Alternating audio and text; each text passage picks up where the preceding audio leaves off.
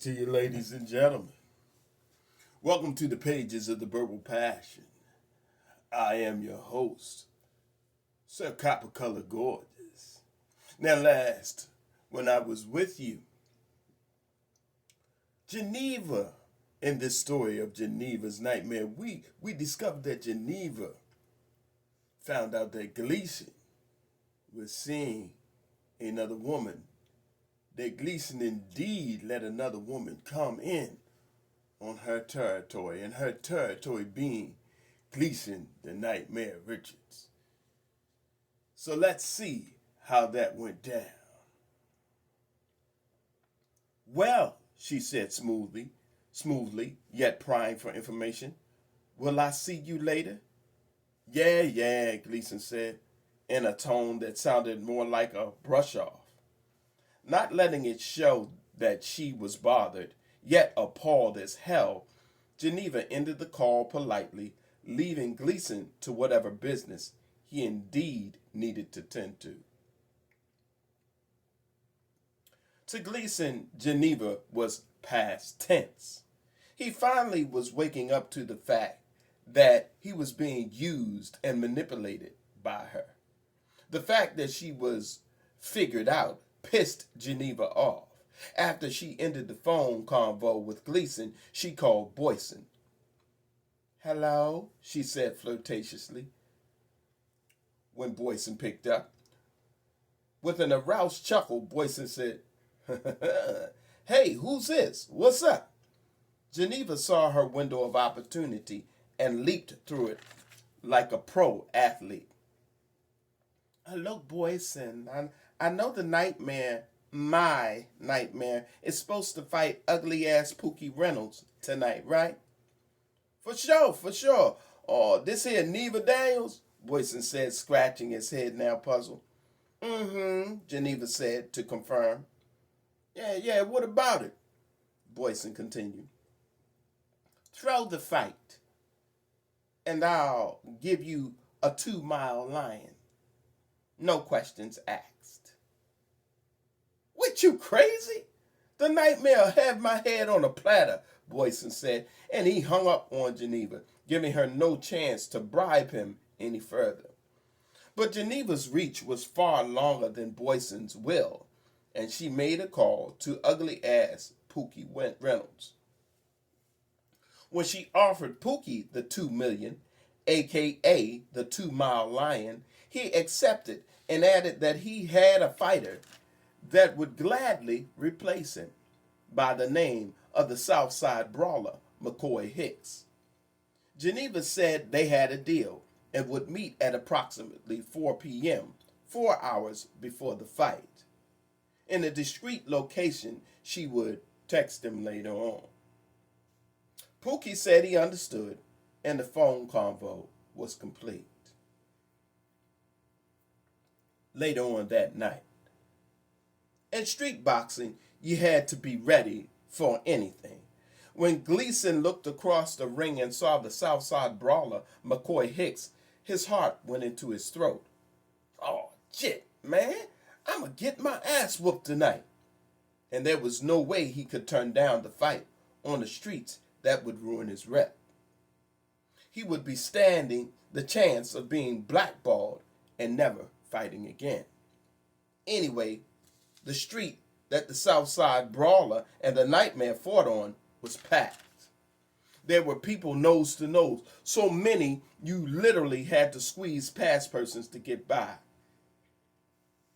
Ironically, the vast majority of the crowd seemed to be roaring for Gleason, the Nightmare Richards, who was outweighed, outreached, and even shorter than the Southside Brawler, McCoy Hicks. As the bell rang for round 1 to commence, Gleason hesitantly wobbled out of his corner. He was nervous as shit. As he dodged a left jab and right cross by the brawler, Gleason's eyes caught a glimpse of Jineavah taking her seat at ringside. In a rage, Gleason went to the Southside Brawler's body. To the brawler's surprise, Gleason had him hurt. Boyson and the crowd couldn't believe it, but the Nightmare was handling his money. As the Southside Brawler stumbled back Against the ropes, the Nightmare threw 4 gruesome haymakers that sent the brawler to his knees. In bigger rush street fighting or bare-fisted boxing, 3 knockdowns equaled a knockout. This was one the Southside brawler didn't see coming. Gleason was heated. He no longer saw Jineavah through rose-colored glasses. He saw her as the cold-hearted, manipulative leech of a witch she was. And he knew she was behind his fighting ugly-ass Pookie Reynolds. Behind his not fighting ugly-ass Pookie Reynolds.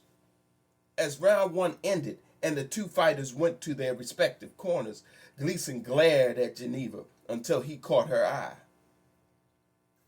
When he had her attention, she smiled at him and gave him a flirtatious wave. Gleason responded by flipping her the bird. Seeing as he was on to her scheme, Jineavah couldn't allow herself to see the fight through. She up and left, and by some strange coincidence, perhaps she was watching, but Rachel came and sat in her place. Ain't that a blip? Anyway, the fight that was scheduled for 12 rounds went to 9, with the Southside brawler going down in rounds 7 and 9. To Jineavah's dismay, she wasted $2 million. Gleason, the Nightmare Richards, was still the Bigger Rush City bare-fisted boxing champion. 2 weeks later, it was as if Gleason never knew Jineavah, and that pissed her off. She had to get back to business as usual. That was being the CEO and the muscle of her business. Damn, jit, man, jit. She hated it. After I gave this ninja my body, he gonna just up and go? Man, I ain't having it. I'm gonna hurt him and this new witch. Yeah, I'm gonna hurt him bad. As these thoughts raced through her mind, Rachel and the Nightmare were in the mix. The making love mix, that is. And they conceived Gleason Charles Richards. If one is wise, they can see Charles is actually Rachel minus the S. So the little boy that Rachel would become pregnant with and give birth to had her name as well. Jineavah's Last Stand. Being as Gleason's fight was postponed this evening, he and Rachel chilled at her place and watched a Netflix movie and chowed down on some French vanilla ice cream with all the fixings. You know, chocolate, syrup, chopped nuts, maraschino cherries, and whipped cream. So good, right? Anyway, the first rap on the door, Gleason and Rachel dismissed. They thought it was the movie because there was a scene where one of the female characters actually knocked on the door. However, when the scene on their television changed and the knocking continued, Gleason and Rachel became suspicious because they weren't expecting anyone.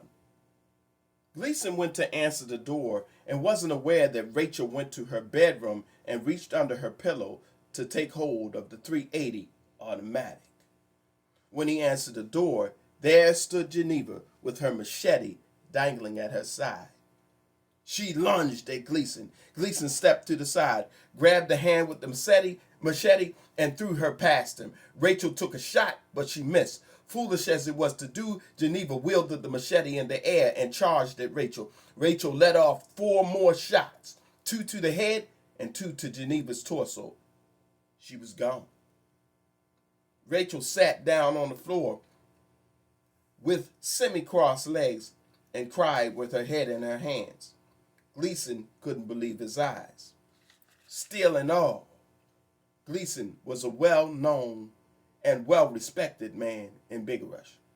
Hush money is hush money, saving and saved. Jineavah was given a funeral, and not a mumbling word was said about how she got to her grave. It was, will be, and must, in the lawless city the lawless city called Bigger Rush.